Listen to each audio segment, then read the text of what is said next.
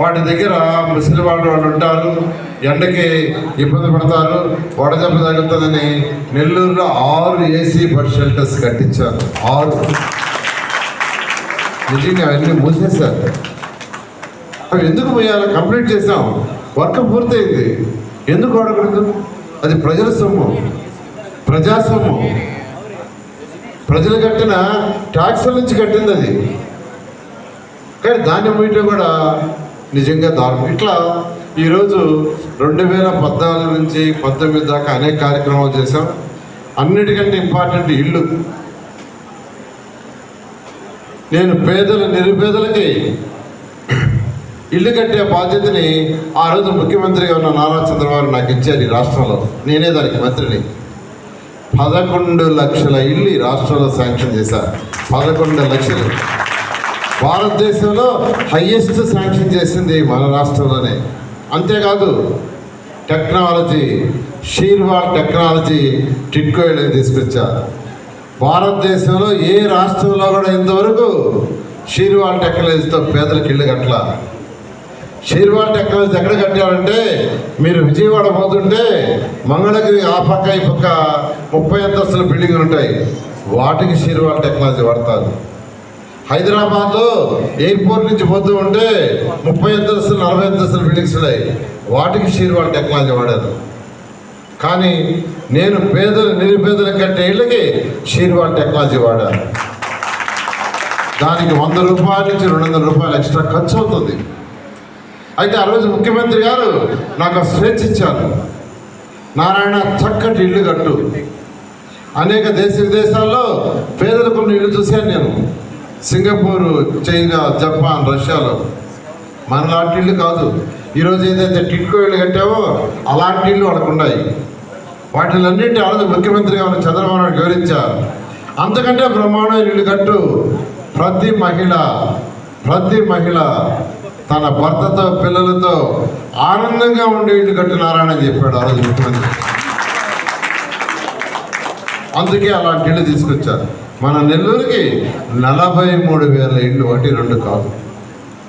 స్వతంత్రం వచ్చిన తర్వాత 2014కి మన నెల్లూరుకి 6,000 కూడా శాంక్షన్ కాల. మొత్తం కలిసి స్వతంత్రం వచ్చిన తర్వాత నెల్లూరు సిటీకి 6,000 ఇళ్ళు కూడా శాంక్షన్ కాల. కానీ 2014-19లో 43,000 ఇళ్ళు. ప్రతి పేదవాళ్ళకి సొంత ఇల్లు ఉండాలని కర్త చేశారు. దానికి కూడా ఒక రీజన్ ఉంది. నేను పుట్టి పెరిగింది ఒక పేద కుటుంబంలో. మా నాన్నగారు ఒక ప్రైవేట్ బస్ కండక్టర్. ఆయన చదివింది 8వ తరగతి. మా అమ్మగారు ఏలుముద్ర, ఆమె చదువుకోవాలా, కానీ చక్కగా చదివించింది. బ్రహ్మాండంగా చదివాము. ఈరోజు భారతదేశంలో నారాయణ ఇన్స్టిట్యూషన్స్ 28 రాష్ట్రాల్లో ఉన్నాయి. 6 లక్షల మంది విద్యార్థులు చదువుతున్నారు. 50,000 మంది 1వ తేదీ జీతాలు తీసుకుంటా ఈరోజు నారాయణ ఇన్స్టిట్యూషన్స్ మీద ఆధారపడి జీవనాన్ని సాగిస్తున్నారు. ఒక పేద కుటుంబంలో పుట్టి ఒక తాటాకుడ గుడిసెలో హరినాథపురంలో ఉన్నాను. హరినాథపురంలో ఒక తాటాకుల గుడిసెలో MSc చదువు పూర్తయిందాక అక్కడే. అంతేకాదు విఆర్ కళాశాలలో పార్ట్ టైం లెక్చర్ అయ్యి ట్యూషన్లు స్టార్ట్ చేసింది కూడా తాటాకుల గుడిసెలోనే. ఆ తర్వాత రేకులు కట్టుకున్నాం, ఆ తర్వాత బిల్డింగ్లు కట్టాము. అయితే ఆ తాటాకుల గుడిసెలో ఉండే వాళ్ళ యొక్క ఇబ్బందులు నాకు తెలుసు. వర్షాకాలం పైనుంచి నీళ్లు గాడుతుంటే పళ్ళాల్లో బట్టి బయట పారేసిన రోజులు ఉన్నాయి. అందుకే అటువంటి ఇబ్బంది ఎవరికి ఉండకూడదు అనే దాంతో ఈరోజు 43,000 ఇళ్ళు టిట్కో ఇళ్ళు శాంక్షన్ చేసి కట్టాము. కానీ వాటిని నాశనం చేశారు.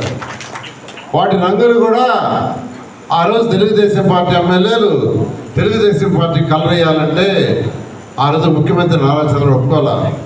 తెలుగుదేశం పార్టీ కలరొద్దు, మంచి కలర్లే బ్రహ్మాండంగా ఉండే తెలియజేయమంటే బ్రహ్మాండమైన కలర్ వేస్తే ఈ ప్రభుత్వం వచ్చి ఆ కలర్లని మార్చేసింది.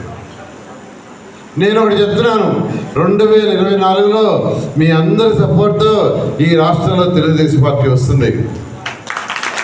ప్రతి నెల్లూరులో ఉన్న ప్రతి పేదవాడిని, ఇల్లు లేని ప్రతి పేదవాడిని నేనే పిలిచి ఈసారి ఇల్లు ఇస్తాను మీకు అందరికీ ఈసారి తెలుస్తాను. మరొక విషయం, వేమిరెడ్డి ప్రభాకర్ రెడ్డి గారు ఎంపీగా కంటెస్ట్ చేస్తున్నారు. ఒక రాష్ట్రాన్ని కానీ ఒక సిటీని కానీ డెవలప్ చేసుకోవాలంటే కేంద్ర ప్రభుత్వం సహాయం కూడా కావాలి.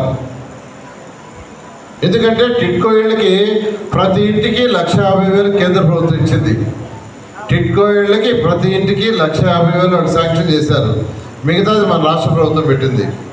కొన్ని ప్రాజెక్టులకి 50% వాళ్ళు ఇస్తారు, 50% మనం. కొన్ని ప్రాజెక్టులకి కేంద్రం నుంచి 25% వస్తుంది, 75% మనం. సో మన నెల్లూరుని మంచి నగరంగా చేసుకోవాలంటే కేంద్రం నుంచి ఫండ్స్ తీసుకురావాలి, రాష్ట్రాల నుంచి ఫండ్స్ తీసుకురావాలి. వేమిరెడ్డి ప్రభాకర్ రెడ్డి గారిని ఎంపీగా ఎన్నుకుంటే ఆయన కేంద్రం నుంచి ఫండ్స్ తీసుకురాగలరు. ఆయన కేంద్రంలో మంచి సంబంధాలు ఉన్నాయి అందరికీ. అదేవిధంగా రాష్ట్ర ప్రభుత్వం నుంచి నేను ఫండ్స్ తీసుకొస్తా. ఈ 2 ఫండ్స్తో మన నెల్లూరుని ఒక మంచి స్మార్ట్ సిటీగా డెవలప్ చేసుకుంటామని మీ అందరికీ తెలియజేస్తూ మీ అమూల్యమైన ఓటుని ఎంపీగా వేమిరెడ్డి ప్రభాకర్ రెడ్డికి, ఎమ్మెల్యేగా నాకేసి గెలిపించాల్సిందిగా అందరినీ ప్రార్థిస్తూ సెలవు తీసుకుంటాం. Thank you.